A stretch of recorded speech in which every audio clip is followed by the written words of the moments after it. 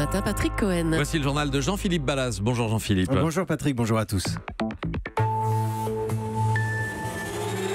À la une ce matin, le football, les Bleus qui connaîtront leurs premiers adversaires du Mondial 2018. Tirage au sort cet après-midi à Moscou. Nous serons en direct du Kremlin dans un instant. Les autres titres. Nous irons également en Nouvelle-Calédonie. Visite attendue du Premier ministre Édouard Philippe et beaucoup d'inquiétudes à moins d'un an du référendum sur l'indépendance. Ce sera l'enquête du 8h. Non à la délocalisation. Les salariés de Castorama manifestent ce matin. Des centaines d'emplois menacés par un départ en Pologne. Des tests faciles pour un dépistage efficace. C'est la journée mondiale de lutte contre le sida, reportage dans une fac de Paris. Et puis, is back, Barack Obama de retour demain dans la capitale. L'ex-président vient donner une conférence. 8h15, nous recevrons Leïla Slimani, l'écrivaine, la féministe et la représentante personnelle d'Emmanuel Macron pour la francophonie. Elle rentre de Ouagadougou. Elle sera avec nous tout à l'heure.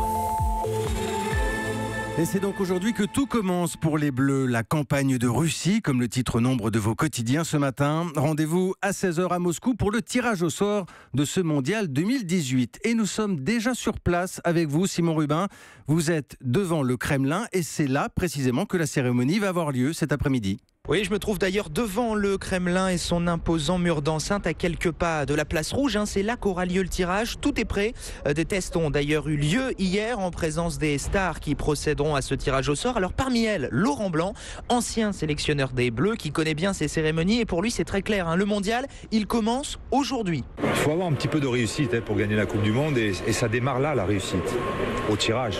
Alors côté tirage au sort à proprement parler, la France fait partie des têtes de série et devrait donc éviter les grandes nations comme le Brésil, l'Allemagne ou l'Argentine. Ceci dit, les Bleus ne sont pas à l'abri dans ce tirage au sort. Ils pourraient retrouver l'Espagne ou l'Angleterre, mais également la Colombie et le Nigeria. Avec plus de chance, les Bleus pourraient toutefois tirer le Pérou, l'Iran ou encore le Panama par exemple. Alors, au-delà des noms des adversaires, la France va savoir où elle jouera également cet après-midi, ce qui va permettre de valider toute la logistique, notamment acter le choix du camp de base, a priori à une centaine de kilomètres de Moscou. Enfin, cela va surtout permettre d'établir un calendrier de préparation. Si la France tombe dans un groupe relevé, eh bien Deschamps devra faire en sorte que les Bleus arrivent au top physiquement dès l'entrée dans la compétition.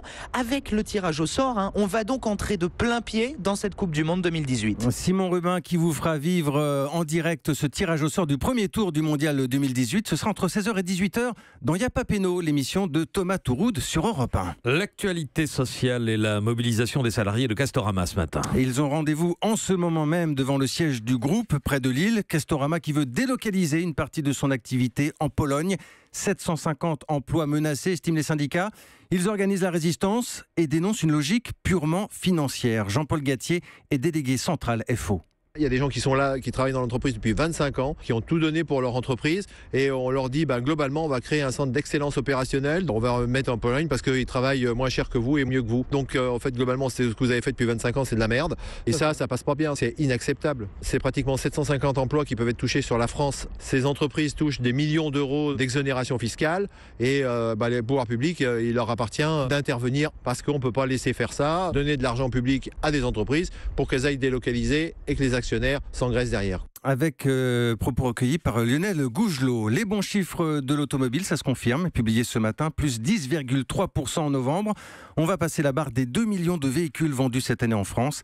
Un marché tiré notamment par Peugeot. C'est aujourd'hui la journée mondiale de lutte contre le sida, avec des tests de dépistage de plus en plus simples et de plus en plus rapides. Important puisque chaque année en France, 6000 personnes découvrent leur séropositivité. Plus de 10% d'entre elles ont moins de 25 ans. Tous ces tests menés dans les universités, les grandes écoles, par des associations. Benjamin Lévesque les a suivis à la fac de Jussieu à Paris. 2 gouttes de sang, 1 minute d'attente et le verdict tombe. Donc si tu as le VIH, il y aura 2 points. Si tu es négatif, il y aura un seul point. Donc tu es négatif. Cool.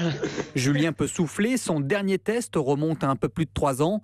Et là, il n'a pas réfléchi. En général, on a la flemme d'y aller parce qu'il faut aller dans un labo assez loin, des trucs comme ça prend du temps, donc on le fait pas. Donc là, ça nous prend quoi, 10 minutes maximum, le temps de faire la queue. Genre après, on peut retourner en cours et c'est bon, c'est fait, c'est anonyme, c'est gratuit, il n'y a pas de souci en fait. Des tests rapides, sur place, c'est la méthode la plus efficace pour cibler les jeunes séropositifs qui s'ignorent. Jérôme André, directeur d'HF Prévention. Le fait de sortir vers eux, on va dépister 20 fois plus de gens.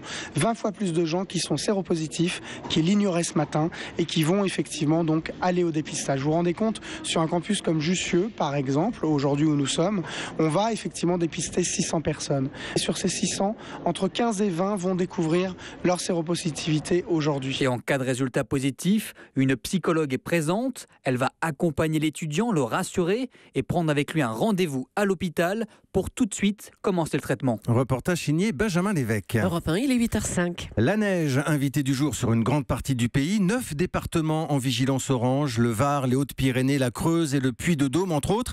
Il a aussi neigé ce matin sur la ville de Montbéliard, dans le Doubs. Chanel Petit vient de joindre une employée du réseau de transport urbain. Ce matin, les appels ont été nombreux. Ils nous demandent juste si leur commune est desservie, si le bus passe à tel arrêt, s'ils vont pouvoir aller travailler, s'il va y avoir à peu près combien de minutes de retard, etc. Et donc, on a quelques perturbations sur la ligne dues à la neige. Ce matin, au tout début, on avait beaucoup plus de lignes qui n'étaient pas desservies au niveau des arrêts. Et là, ça devrait aller au fur et à mesure, là, d'ici peut-être 1 heure, en fonction de la météo. Propos recueillis par Chanel Petit. Il est 8h08, Patrick Cohen. Pour la suite du journal, Jean-Philippe Ballas, direction la Nouvelle-Calédonie. Édouard Philippe, attendu ce soir à Nouméa, une visite importante du Premier ministre. Dans 1 an, en novembre 2018, ce sera le référendum d'autodétermination. Et c'est l'enquête du 8h. Bonjour Aurélie Herbemont. Bonjour. Vous êtes l'envoyé spécial d'Europe 1 à Nouméa. Ce référendum qui se prépare, vous nous dites qu'il génère de l'inquiétude sur place et de l'inquiétude dans les deux camps. Oui, c'est ça qui est frappant. Alors dans les deux camps, on affûte ses arguments. La Nouvelle-Calédonie a une très forte autonomie, mais les compétences régaliennes restent du ressort de l'État et c'est pesant pour le chef de la tribu Saint-Louis, Roch Wamitan. Beaucoup de gens se sentent mal d'être sous la tutelle de la France, comme d'ailleurs sous occupation française. La France est un État colonial, quoi qu'on dise. Aurélie, on entend le terme très fort, occupation. Les indépendantistes, ils peuvent gagner ce référendum ? Alors, si vous posez la question aux anti-indépendantistes, ils disent que non. 77 000 électeurs kanaks, 92 000 d'origine européenne. Et pour le député Philippe Gomez, qui vit ici depuis 40 ans, la Nouvelle-Calédonie hors de la France, ça n'est pas une bonne idée. Nous sommes une petite île, perdue dans le Pacifique, disposant de moyens, certes supérieurs à beaucoup d'autres territoires ultramarins, grâce aux réserves de nickel, mais pour autant, la moitié de notre niveau de vie est conditionné par les transferts financiers de l'État. 1,2 milliard d'euros par an. L'État finance l'école, la santé, les retraites, la défense. Et sur le marché de Nouméa, l'idée de l'indépendance inquiète. Je ne sais pas où ça va nous mener, cette indépendance-là. Là. Ils nous font peur. C'est la France qui paye tout ici, de toute façon. Comment on va faire? Je ne suis pas sûre de rester. Vous êtes né ici? Oui. Je se sentirais chassée quand même. Aurélie Herbemont, on essaie d'imaginer la vie entre les pros et les anti-indépendance aujourd'hui en Nouvelle-Calédonie. Tout le monde cohabite sans souci? Oui, les tensions sont apaisées. Aujourd'hui, la mixité s'est renforcée, mais il reste des zones quasi exclusivement tribales. Et à Nouméa, les inégalités entre populations perdurent, comme le raconte Emmanuel Chibaou. C'est le fils de l'indépendantiste Jean-Marie Chibaou, assassiné en 89 par un extrémiste kanak. Tous les matins, en allant au travail, voilà ce qu'il voit. D'un côté, les gens qui vont avec dans les brouettes des bidons pour aller chercher de l'eau. Et puis de l'autre côté, le logement aisé avec les Porsche Cayenne. Alors pour assurer le vivre ensemble, des élus des deux camps aimeraient signer avant le référendum une déclaration conjointe pour rappeler leurs valeurs communes. L'État, lui, renforce la présence des forces de l'ordre depuis quelques mois pour que tout se passe dans le calme. Merci Aurélie Herbemont, vous êtes l'envoyée spéciale d'Europe 1 en Nouvelle-Calédonie. C'était l'enquête du 8h. Europe 1, il est 8h10. Et un événement aujourd'hui dans l'univers du CAC 40, c'est un patron hors norme qui prend la tête du groupe Danone. Bonjour Daniel Fortin. Bonjour Jean-Philippe. Rédacteur en chef au journal Les Échos, il prend la place de Franck Ribou, c'était prévu. Il s'appelle Emmanuel Faber et vous nous dites que ce PDG veut changer le capitalisme carrément. Oui, il a 53 ans, une allure d'ascète, c'est un catholique fervent, tendance sociale et il a une vision en effet, Emmanuel Faber. Il est persuadé qu'on ne peut plus continuer comme avant, il veut en finir avec la massification dans les produits alimentaires et il veut écouter les nouvelles tendances des consommateurs qui demandent du bio, du local, du respect pour l'environnement.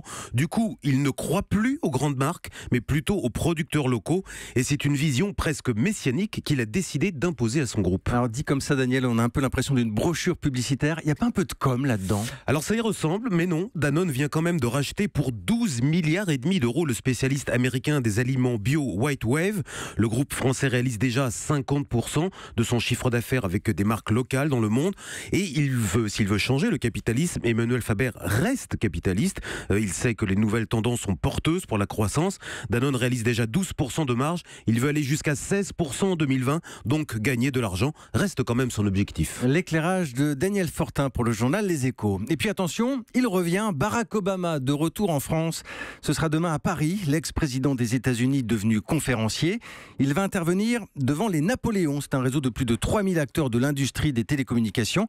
Et les organisateurs n'en reviennent toujours pas. Sébastien Krebs. Il rêvait d'accueillir Barack Obama depuis plus de 2 ans, depuis que ces deux anciens publicitaires ont créé leur réseau des Napoléons. 2 ans qu'Olivier Moulierac et Monder Abdelnader envoient des courriers à répétition. C'est une sorte de rêve inouï qui se réalise. Pourquoi nous avoir choisi nous? D'ailleurs, c'est la première question qu'on va lui poser. Pourquoi nous? On est resté un peu incrédule en disant mais est-ce que c'est sûr, vraiment? Ça fait partie des personnalités les plus inspirantes de notre génération. Des gens qui peuvent un peu nous éclairer sur notre avenir, sur même le présent. Ayez moins peur, innovez davantage. Voilà le thème auquel Barack Obama a accepté de se soumettre. L'ancien président est devenu conférencier professionnel à travers le monde. 400 000 $ l'intervention selon les médias. Il en est à au moins une dizaine. Voilà de quoi financer sa fondation à Chicago. Toujours maître de sa communication, il distille aussi ses apparitions en vidéo, ici dans un talk show américain pour la journée mondiale contre le sida. Rejoignez-nous, vous allez pouvoir piloter Air Force One.